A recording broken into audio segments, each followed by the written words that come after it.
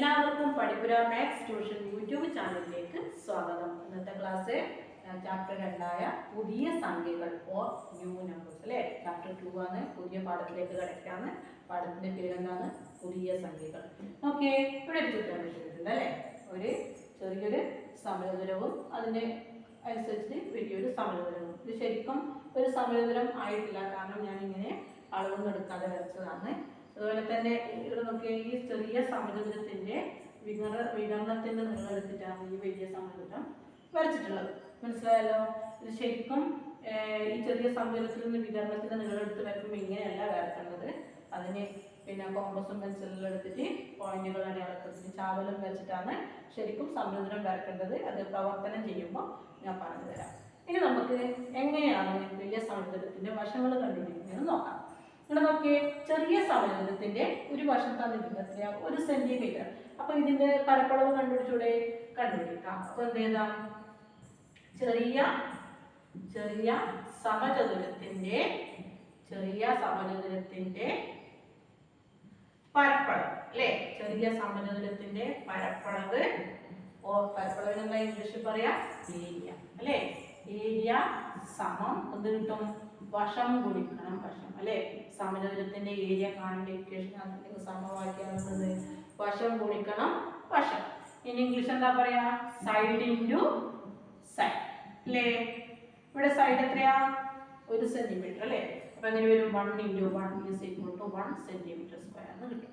അപ്പൊ ചെറിയ സമചതുരത്തിന്റെ ഏരിയ എന്ന് പറയുന്നത് 1 സെന്റിമീറ്റർ സ്ക്വയർ എന്ന് കിട്ടും. ഇനി വലിയ സമചതുരത്തിന്റെ നോക്കാം. വലിയ സമചതുരത്തിന്റെ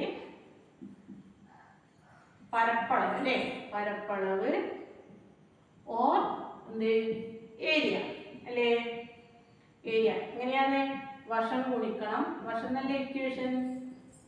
അതെ. അപ്പൊ ഇവിടെ ശ്രദ്ധിച്ചോ, ഈ ചെറിയ സമചതുരത്തിന്റെ വികരണത്തിന്റെ നീളം എടുത്തിട്ടാണ് നമ്മ വലിയ സമചതുരത്തിന്റെ വശം. മനസ്സിലായില്ലേ? ഈ വികരണത്തിന്റെ നീളം, അതുകൊണ്ട് ഈ നീളം തന്നെയാണ് ഇവിടെ എടുത്തത് അല്ലെ. സമചതുരമല്ലേ, എല്ലാ വശങ്ങളും തുല്യമായിരിക്കും. അതുകൊണ്ട് നമുക്ക് എന്ത് പറയാം?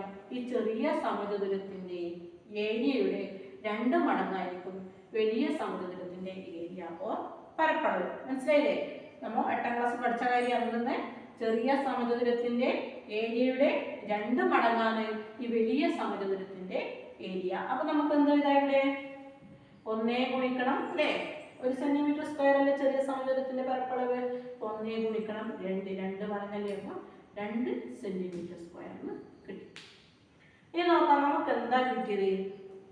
ഏരിയ ആണ് കിട്ടിയത്. പക്ഷെ വശം അറിയില്ല അല്ലേ. നമ്മൾ നേരത്തെ ചെറിയ സമചതുരത്തിന്റെ ഏരിയ വെച്ചിട്ടാണ് നമ്മൾ ഇങ്ങനെ എഴുതുക. പക്ഷെ ഒന്നും അറിയില്ല നമുക്ക്. ഇതിന്റെ വശം എത്രയാണെന്ന് അറിയില്ല. പൊതുവെ നമ്മൾ സമചതുരത്തിന്റെ വശം എങ്ങനെയാണ് കണ്ടുപിടിക്കാറ്? നമ്മൾ നോക്കിയേ, എല്ലാ സമചതുരത്തിന്റെ ഏരിയ എന്തായിരിക്കും? പൂർണ്ണവർഗങ്ങളായിരിക്കും, അല്ലെങ്കിൽ പെർഫെക്റ്റ് സ്ക്വയർ. എന്താ പൂർണ്ണവർഗം എന്ന് പറഞ്ഞാല്? ഒരു സംഖ്യ അതേ സംഖ്യ കൊണ്ട് ഗുണിച്ചാൽ കിട്ടുന്നതാണ് പൂർണ്ണവർഗം. നോക്കിയേ, 4 അല്ലെ. 4 ഒരു പൂർണ്ണവർഗം. എന്തുകൊണ്ടാ? 2 ഗുണിക്കണം 2 അല്ലെ. 2നെ 2 കൊണ്ട് ഗുണിച്ചാൽ കിട്ടുന്നതാണ് 4. അപ്പൊ ഏരിയ 4 ഒരു സമചതുരത്തിന്റെ ഒരു വശം എന്ന് പറഞ്ഞായിരിക്കും 2 ആയിരിക്കും. അതേപോലെ 9 അല്ലെ. 3 ഗുണിക്കണം 3 അല്ലെ.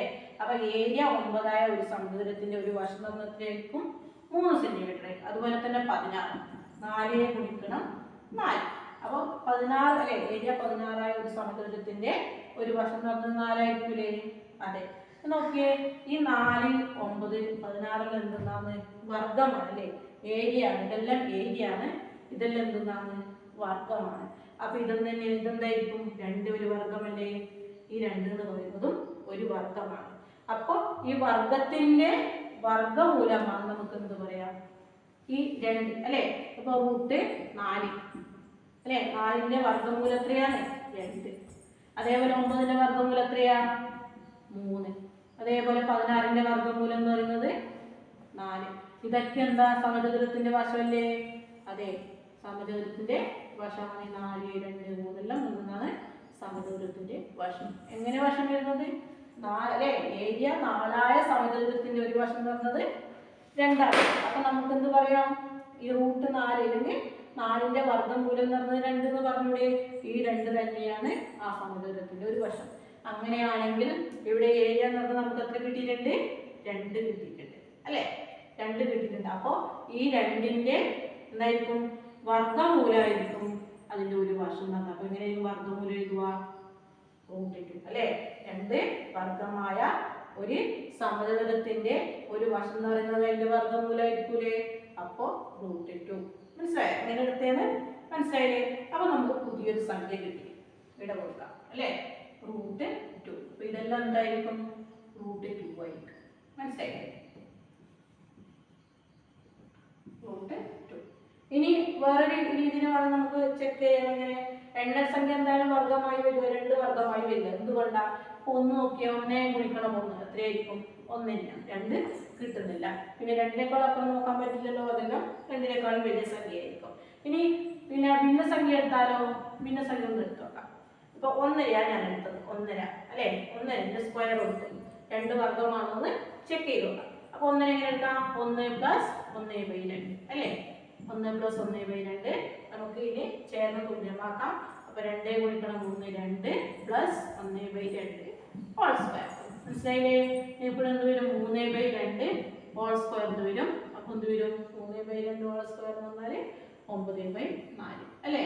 ഇനി ഇതേ രീതിയിലേക്ക് തന്നെ എഴുതിക്കൂടെ? ഭിന്നസംഖ്യ വിഷമഭിന്നത്തിലേക്ക് തന്നെ എഴുതാം. എങ്ങനെ എഴുതി? 9നെ 4 കൊണ്ട് ഹരിക്കുക, 24 8. അപ്പൊ എങ്ങനെ എഴുതാം? 2 അല്ലേ? ഇവിടെ ശിഷ്ടം 1 ഉണ്ട്, 2 1/4 എഴുതിക്കൂടെ? 4 2 8 + 1 9/4. അപ്പൊ നോക്കിയേ, ഈ 2നേക്കാളും വലുതല്ലേ? അപ്പൊ ഇതെന്തല്ല?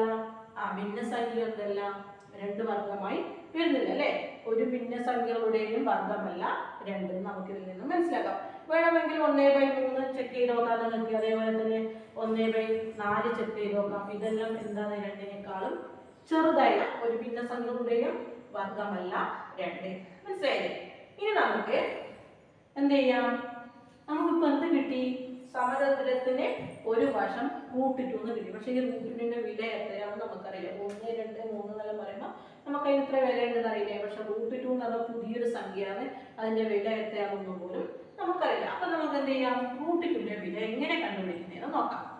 ഇതൊരു പുതിയ സംഖ്യയാണ് അല്ലേ? √2 √3 അല്ലേ? √4 നമുക്കറിയാം. എത്ര √4ന്റെ വില?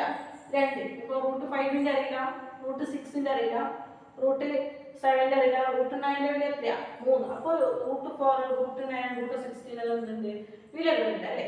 അപ്പൊ അതേപോലെ തന്നെ നമുക്ക് എന്ത് ചെയ്യാം? √2ന്റെ വില എങ്ങനെയാണ് കണ്ടുപിടിക്കുന്നതെന്ന് നോക്കാം. √2ന്റെ വില അല്ലേ?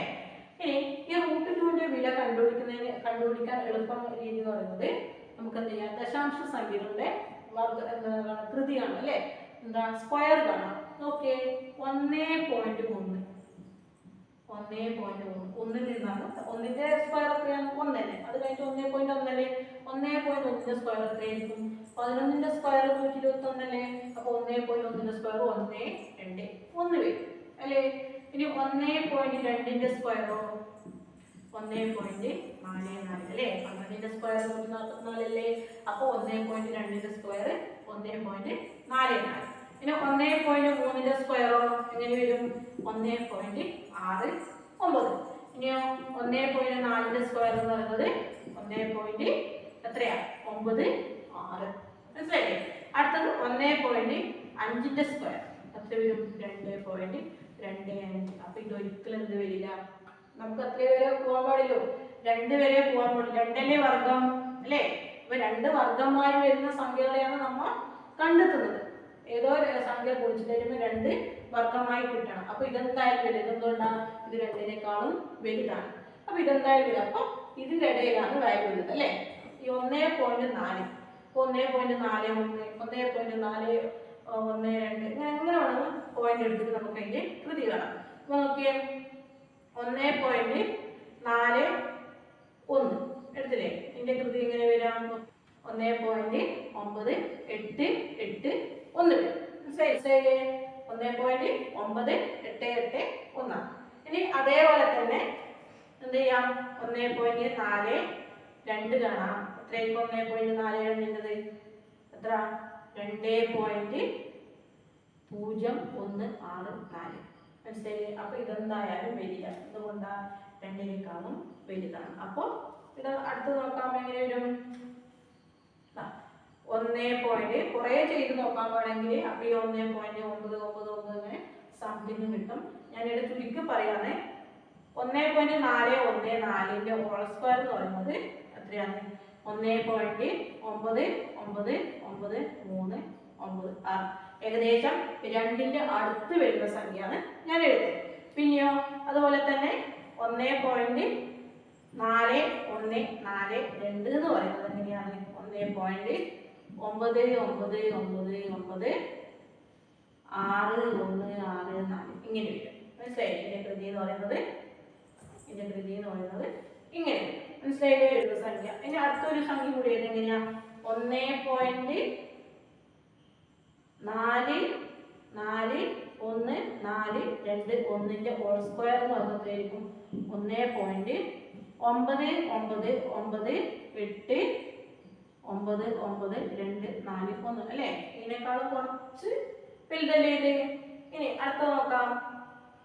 ഇനി 1.4142 ഹോൾ സ്ക്വയർ എടുത്താലോ ഇത് 2-നേക്കാളും കൂടുതൽ പോകും. ഇങ്ങനെയാണ് 2.00089241 ഇങ്ങനെ പോകും. മനസ്സിലായില്ലേ?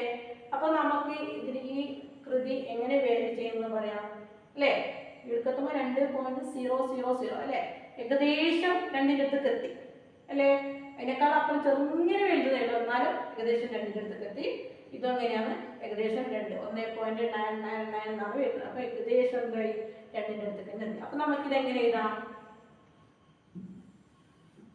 നോക്കിയേ 1.4142 ഹോൾ സ്ക്വയർ എന്തെഴുതാം less than 2 less than 1.4142 whole square അല്ലേ? ഇതിന്റെ 2ന്റെ ഇടയിലായിരിക്കും ഈ 2 ഉണ്ടെങ്കിൽ ഇത് നമുക്ക് എന്തായിട്ട് എടുക്കാം അപ്രോക്സിമേറ്റ് ഇതായിട്ട് എടുക്കാം. അല്ലെങ്കിൽ ഇതെടുക്കാം. മനസ്സിലായില്ലേ? ഇത് 7 പേര് നമുക്ക് എന്തായിട്ട് എടുക്കാം ഈ സ്ക്വയർ റൂട്ട് അല്ലെങ്കിൽ റൂട്ട് 2ന്റെ വേണ്ടിയിട്ട് എടുക്കാം. പിന്നെ നമുക്ക് ഈടുത്തം വരെ നോക്കി ഈടുത്തം വരെ ഇതും സെയിം ആണ്. ഈടുത്തം വരെ ഇതും സെയിം ആണ് അല്ലേ? ഈടുത്തം വരെ രണ്ടും സെയിം ആണ്. കുറച്ച് അപ്പുറം വരുമ്പോൾ എന്ത് ചെയ്യുന്നത് കുറച്ച് ചേഞ്ച് ചെയ്തത് അപ്രോക്സിമേറ്റ്ലി ഏകദേശം 2 വാല്യൂ ഏകദേശം ഒരുപോലെ തന്നെയാണ് വരുന്നത്. അപ്പൊ നമുക്ക് റൂട്ട് 2 എങ്ങനെ എടുക്കാം? റൂട്ട് 2 2ന്റെ വാല്യൂവിൽ എങ്ങനെയുള്ളത് വേരി ചെയ്യുന്നത്? അപ്പൊ റൂട്ട് 2 എന്ന് പറയുന്നത് ഇതിന്റെ എന്തില്ല കൃതിയില്ല. അപ്പൊ എന്ത് ചെയ്യാം 1.4142 അല്ലേ? 2 കൊണ്ടെടുക്കാം. പൊതുവായിട്ട് നമുക്ക് റൂട്ട് 2 അപ്രോക്സിമേറ്റ്ലി ഇതെന്താ ഈ ചിഹ്നത്തിനെ പറയുന്നത് എന്താ അപ്രോക്സിമേറ്റ്ലി ഏകദേശം ഇല്ല. അപ്രോക്സിമേറ്റ്ലി 1.414 എന്ന് എടുക്കാം. 412 എടുക്കില്ലെങ്കിൽ റൂട്ട് 2 അപ്രോക്സിമേറ്റ്ലി 1.41 എന്നോ 1.4 എന്നോ എടുക്കാം. മനസ്സിലായില്ലേ?